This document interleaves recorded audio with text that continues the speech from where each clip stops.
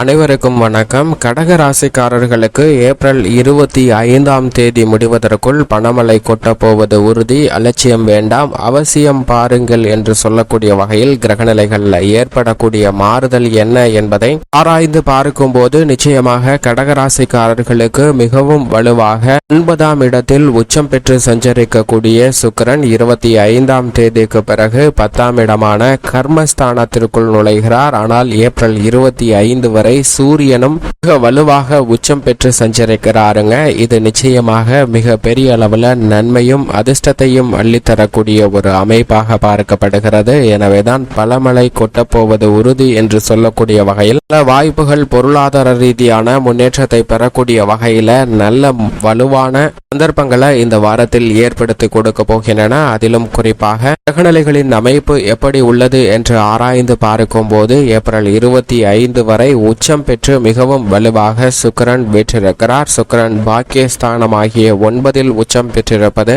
பல்வேறு வகையில கடகராசிக்காரர்கள் எதிர்பார்க்கக்கூடிய நல்ல பலன்கள் நிறைந்து கிடைப்பதற்கான யோகத்தை உருவாக்கி கொடுக்கிறது. அது மட்டுமல்லாது சுக்கிர மங்கள யோகமும் இந்த தருணத்தில் நிறைந்து கிடைக்கிறது. ஏனென்றால் அணியை விட்டு விலகி செவ்வாய் மிகவும் வலுவாக சுக்கிரனுடன் 22ஆம் தேதி முதல் சஞ்சரிக்க போகிறார். இது நல்ல ஒரு மாறுதலாக பார்க்கப்படுகிறது. மட்டுமல்லாது உச்ச சுக்கிர மங்கள யோகம் நிறைந்திருக்கக்கூடிய இந்த வேளையில் பல்வேறு விதமான தடைகளில் ஏற்படக்கூடிய தடைகள் அனைத்தும் விலகும். பணிகள்ல நல்ல முன்னேற்றம் நிறைந்து கிடைப்பதற்கான வாய்ப்பும் யோகமும் உண்டு என்பதை உறுதிப்படுத்துகின்றன. ஏனென்றால் கடகராசிக்காரர்களுக்கு மிக வலுவான நல்ல பலனை நிறைந்து கொடுக்கக்கூடிய அமைப்பில் 9ஆம் இடமான பாக்கியஸ்தானத்தில் 4 கிரகநிலைகள் சஞ்சரிக்கின்றன. இதில் உச்சம் பெற்று சுக்கிரன் சஞ்சரிக்கிறார். அவருடன் இணைந்து நீச்ச நிலையில் சஞ்சரித்தாலும் வக்ர நிவர்த்தி பெற்று பலம் பெற்று சஞ்சரிக்கிறார் வித்யாகாரகராக இருக்கக்கூடிய புதன். நிழல் கிரகமாக இருக்கக்கூடிய ராகுவும் மங்களக்காரகன் பூமிக்காரகன் என்று சொல்லக்கூடிய செவ்வாயும் இணைந்து 9ஆம் இடமான பாக்கியஸ்தானத்தை 4 கிரகநிலைகள் வலுப்படுத்தக்கூடிய இந்த வேளையில் கடகராசிக்காரர்களுக்கு பல வழியில இருக்கக்கூடிய சிக்கல்கள் விலகும். நீங்கள் எதிர்பார்க்கக்கூடிய நல்ல முன்னேற்றம் நிறைந்து கிடைப்பதற்கான யோகம் உண்டு. அதிலும் சுக்கிரன் உச்ச பலத்துடன் சஞ்சரிப்பதால் கலைத்துறையில் நீங்கள் எதிர்பார்க்கக்கூடிய புதிய வாய்ப்புகள் உங்களது இல்லம் தேடி வருவதற்கான வாய்ப்பும் யோகமும் உண்டு. உங்களது திறமை அங்கீகாரம் கிடைக்கக்கூடிய வகையில் பல மாறுதலை சந்திப்பதற்கான யோகம் நிச்சயமாக இந்த தருணத்தில் ஏற்படுகிறது.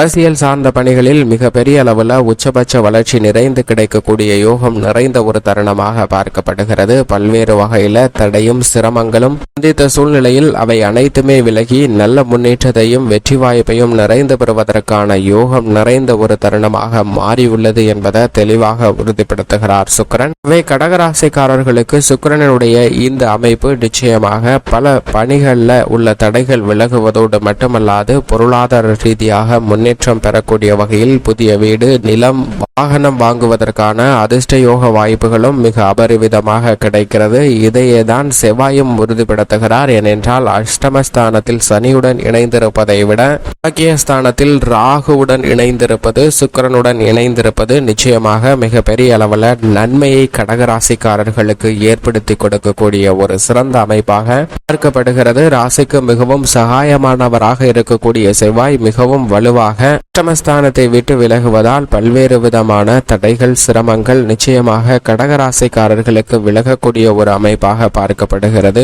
இழுபறியாக இருந்த வேலைகளை துரிதமாக செய்வதற்கான யோகம் உண்டு. இந்த தருணத்தில் எதை செய்தாலும் மிக சிறப்பாக செய்வதற்கான யோகத்தை உறுதிப்படுத்துகிறார். ஏனென்றால் 5 மற்றும் 10ஆம் இடத்தின் அதிபதியாக இருக்கிறாருங்க செவ்வாய். அவர் மிக வலுவாக பாக்கியஸ்தானத்திற்குள் நுழைந்திருப்பதால் நீங்கள் எதிர்பார்க்கக்கூடிய ஒரு பொன்னான நேரமாக இந்த தருணம் அமைகிறது என்பதை தெளிவாக உறுதிப்படுத்துகிறார். ராகுவுடன் இணைந்தாலும் பாக்கியஸ்தானம் என்பதால் புதிய முயற்சிகள்ல மிகப்பெரிய அளவில் வெற்றி கிடைக்கும். பூர்வீக சொத்துக்கள் பிரச்சனைகள் விலகக்கூடிய யோகம் உண்டு. தொழிலில் இருக்கக்கூடிய பிரச்சனைகள் வெகுவளவுல குறைவதோடு நல்ல மாற்றத்தையும் முன்னேற்றத்தையும் பெற்றுத்தரக்கூடிய வகையில் அமைகிறது. தொழில்துறை, வியாபாரத்துறையில் கணிசமான முன்னேற்றம் பெறுவதற்கான யோகம் உண்டு. உத்தியோகத்தில் பணி நீக்கம் செய்யப்பட்டவர்களுக்கு புதிய வேலை வாய்ப்பு உடனடியாக கிடைக்கக்கூடிய தருணமாக அமைகிறது என்பதை தெளிவாக உறுதிப்படுத்துகிறாருங்க. அதே போன்று கால்நடை வளர்ப்பிலும் சிறந்த முன்னேற்றம் உண்டு. வித்யாகாரகராக இருக்கக்கூடிய புதனும் நீச்சம் பெற்று சஞ்சரித்தாலும் கூட வலுவான முயற்சியில் ஈடுபடுகிறார். எனவே இந்த தருணத்தில் குடும்பத்துல பல பிரச்சனைக்குரிய காரியங்கள் சுபமாக முடிவதற்கான யோகம் உண்டு. விலகி சென்ற உடன் பிறந்தவர்கள் உங்களுடன் இணைவதற்கான யோகமும் குடும்பத்தில் மகிழ்ச்சி கிடைப்பதற்கான வாய்ப்பும் உண்டு. உத்தியோக ரீதியாக தொல்லைக்கு மேல் தொல்லை வந்த நிலையில் மாற்றம் ஏற்படுவதற்கான சாத்தியக்கூறுகள் மிகவும் வலுவாக உண்டு. நிழல் கிரகமாக இருக்கக்கூடிய ராகுவும் திடீர் அதிர்ஷ்ட யோக வாய்ப்புகளை 9ஆம் இடத்தில் வீற்றிருப்பதால் உறுதிப்படுத்துகிறாருங்க. அது மட்டுமல்லாது மற்றொரு நிழல் கிரகமாக இருக்கக்கூடிய கேதுவும் 3இல் அமர்ந்திருப்பதால் முன்னேற்றம் நிறைந்து கிடைக்கக்கூடிய யோகமும் பணமழையில் நனைவதற்கான வாய்ப்பும் நிச்சயமாக உண்டு என்பதை தெளிவாக கடகராசிக்காரர்களுக்கு உறுதிப்படுத்துகின்றன. அது மட்டுமல்லாது சூரியன் உச்சம் பெற்று கர்மஸ்தானம் ஆகிய 10இல் வலுவாக சஞ்சரிக்கிறார். பொதுவாகவே சூரியன் 3, 6, 10, 11 ஆகிய இடங்களில் அபரிவிதமான வளர்ச்சியை ஏற்படுத்தி கொடுப்பார். அதில் ஒரு இடமான 10ஆம் இடத்தில் வலுவாக உச்சம் பெற்று சஞ்சரிப்பதால் பல நன்மைகள் உங்களை தேடி வரக்கூடிய இனிமையான தருணமாக பார்க்கப்படுகிறது. அதிலும் குருவுடன் இணைந்து சஞ்சரிக்கிறாருங்க. குரு மிக விரைவில் லாபஸ்தானத்தில் அமரப் போகிறார். எனவே இந்த தருணம் தொழில்துறை வியாபாரத்துறையில் அஷ்டம சனியின் பிடியில் சிக்கி தவித்த நிலையில் மாற்றத்தை சந்திப்பதற்கான வாய்ப்பை ஆளுமையும் அதிகாரமும் கொண்ட சூரியன் உருவாக்கி கொடுக்கிறார். சூரியனின் அமைப்பும் குருவின் இணைவும் உத்தியோக ரீதியாக நீங்கள் எதிர்பார்க்கக்கூடிய ஊதிய உயர்வு, பதவி உயர்வு உள்ளிட்ட பல சலுகைகளை பெற்றுத்தரக்கூடிய யோகத்தை உருவாக்கி கொடுக்கிறது. எந்த பணியை திட்டமிட்டாலும் அலைச்சல் சிரமம் இல்லாமல் துரிதமாக செய்து முடித்து அவற்றில் வெற்றி பெறுவதற்கான